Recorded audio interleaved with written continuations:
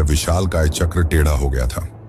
ऐसे ही और भी कई भविष्यवाणियां हैं जो सच हो चुकी हैं और कई प्रसिद्ध भविष्यवाणियां हैं जो आने वाले को लेकर की गई हैं।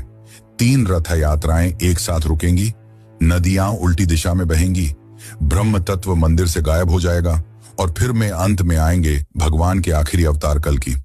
अब दोस्तों, आप ही सोचिए कि क्या यह महज संयोग है या सच में आचार्य अच्युतानंद को भविष्यदर्शी शक्तियां प्राप्त थीं।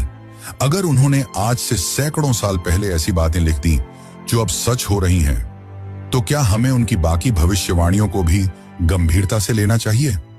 भविष्य मालिका कोई साधारण ग्रंथ नहीं, बल्कि वो कायनात का रोडमैप है जिसे बस समझने की जरूरत है।